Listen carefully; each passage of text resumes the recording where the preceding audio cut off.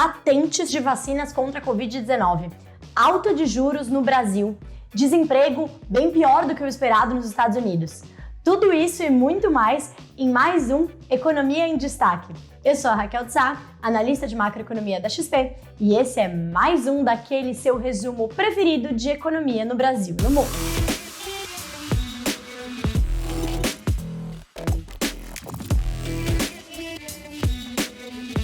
Começando com as atualizações sobre a Covid-19 no Brasil e no mundo. No cenário internacional, o destaque dessa semana ficou para as discussões sobre a quebra de patentes de vacinas contra a Covid-19.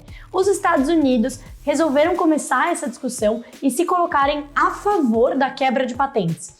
Enquanto isso, na União Europeia, está se discutindo, mas a chanceler alemã Angela Merkel já se colocou contra essa medida. Diante disso e também do esperado lobby bastante forte das indústrias farmacêuticas lá nos Estados Unidos, a gente ainda deve ouvir bastante dessas discussões nas próximas semanas e meses. Enquanto isso, aqui no Brasil, a gente atingiu a menor média móvel de número de mortes por dia desde o dia 20 de março, então uma notícia relativamente positiva.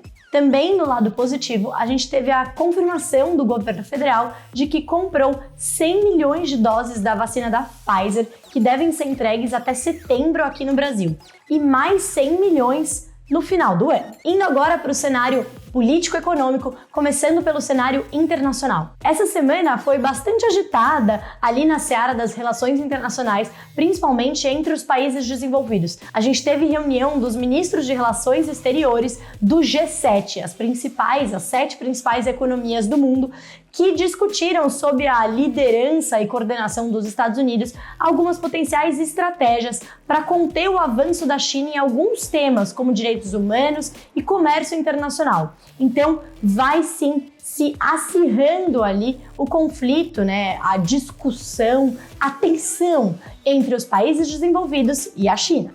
Um outro destaque nessa semana que também teve a ver com a China foi a alta das commodities. A gente já tá vendo uma alta das commodities nas últimas semanas, nos últimos meses, mas nessa semana isso foi bastante destaque, principalmente das commodities minerais, puxado aí especialmente pela demanda da China, que está com exportações bastante altas industriais. Aliás, essa semana saiu dado da China que mostrou que as exportações cresceram mais de 30% na comparação com o mesmo mês do ano passado, ou seja, ainda bem forte. Para vocês terem uma ideia, só nos últimos 30 dias a gente já teve alta de 22% no preço do minério de ferro. Indo agora para a seara de indicadores macroeconômicos, começando pela zona do euro. Ao longo dessa semana a gente teve a divulgação de diversos indicadores, tanto referentes a março quanto referentes a abril. O que esses indicadores apontam, principalmente os mais recentes, é que a Europa está de fato se colocando ali para uma recuperação mais robusta depois da queda no primeiro trimestre, que foi causada por mais uma onda de coronavírus e também, consequentemente, uma onda de restrições de mobilidade. Mas a vacinação começa a avançar por lá, como eu contei para vocês na semana passada, e nessa semana a gente teve a divulgação do PMI, aquele indicador qualitativo, mas já de abril, tanto da indústria quanto de serviços, que atingiu o maior patamar desde julho de 2020. Enquanto isso, nos Estados Unidos, essa semana também foi recheada de indicadores já de abril que apontam para uma recuperação, um crescimento já bastante robusto lá nos Estados Unidos. Mas esses dados também mostraram alguns desafios, principalmente a escassez de insumos, que está freando parte dessa aceleração da indústria e também de serviços. Essa escassez de insumos também está afetando o Brasil e está sendo causada por bastante desequilíbrio entre oferta e demanda e produção industrial na cadeia de produção do mundo todo. Mas o grande destaque dessa semana na seara de indicadores no mercado internacional foi o dado de mercado de trabalho nos Estados Unidos. Depois a gente ter no meio da semana números positivos em relação ao mercado de trabalho formal, o número de desemprego que leva em conta aí formais quanto informais, que nem a gente tem aqui no Brasil, ele registrou alta no desemprego no mês de abril. Então a expectativa era de uma queda de 6% no desemprego em março para 5,8% no desemprego em abril. E na realidade a gente teve uma alta para 6,1%. Então esse dado pegou todo mundo de surpresa e acaba fortalecendo o discurso do Banco Central norte-americano, o Fed, que já vem reiterando diversas vezes, e eu venho contando aqui para vocês, de que apesar de os dados mostrarem uma recuperação relativamente robusta nos Estados Unidos, a economia ainda não está fora de perigo, principalmente o mercado de trabalho. Lembrando que o Fed tem um mandato dual, tanto de inflação quanto de mercado de trabalho, de desemprego.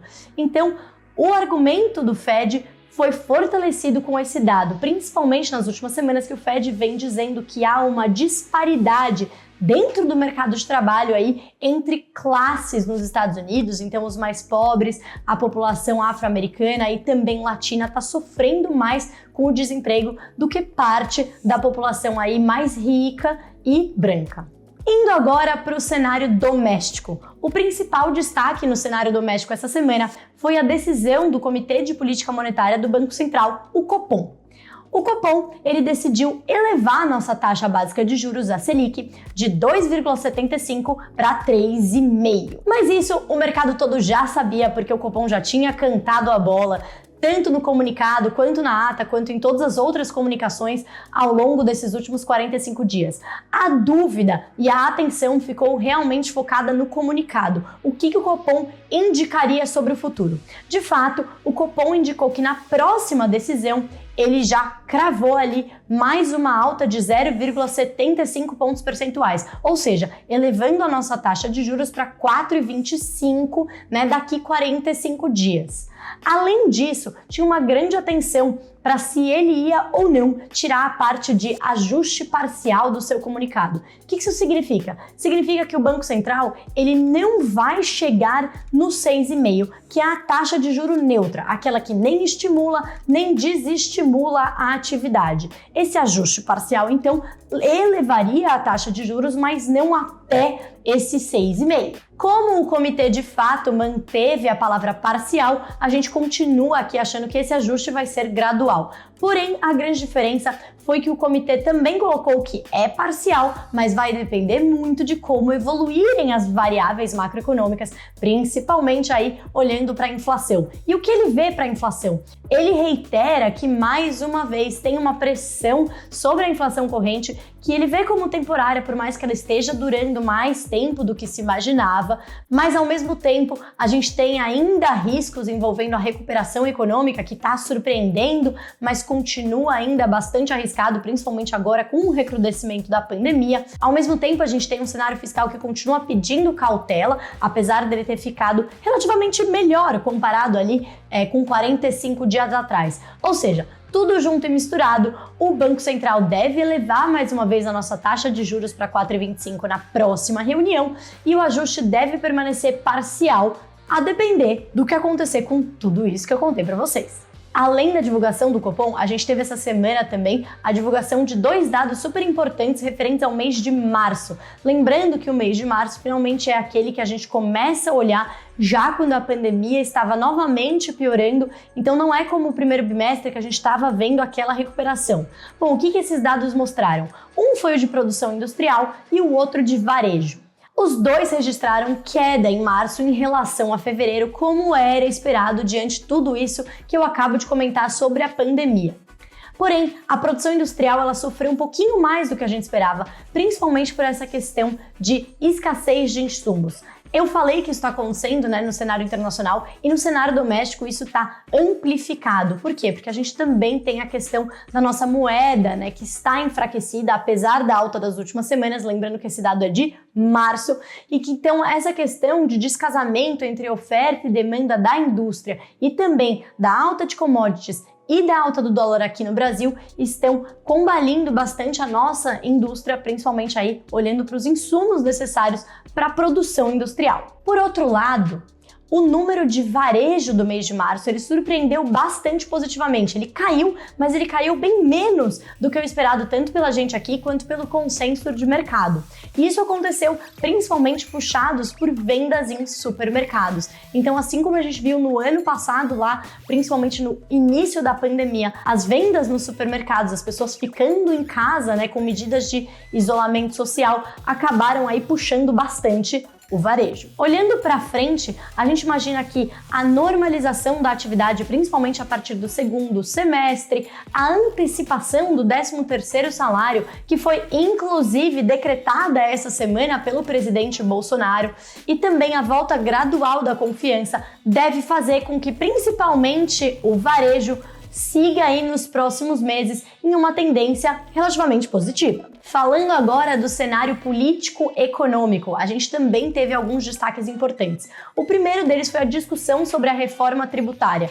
Era para ela ter sido apresentada lá na segunda-feira. Acontece que o presidente da Câmara, o Arthur Lira, ele dissolveu a comissão mista que estava sendo coordenada, né, pelo relator ali, Aguinaldo Ribeiro, e no fim, até o final dessa semana, não havia um acordo entre Câmara, Senado e Executivo sobre qual que será o próximo passo em relação à reforma tributária. Se de fato vai ser fatiado, ou seja, vamos dividir a reforma entre tipos de impostos e fazemos pouco a pouco, ou se tudo vai ser discutido de uma vez, conforme está proposto tanto na PEC que está na Câmara quanto na outra PEC que está no Senado. Então a gente vai ter que aguardar as cenas dos próximos capítulos dessa reforma. Além disso, nessa semana, a gente também teve uma discussão sem desfecho sobre ainda o orçamento de 2021. Acontece que mesmo depois dos vetos, agora o Executivo enviou um PLN, né, ali um projeto de lei para recompor as despesas obrigatórias que haviam sido tiradas e depois vetadas.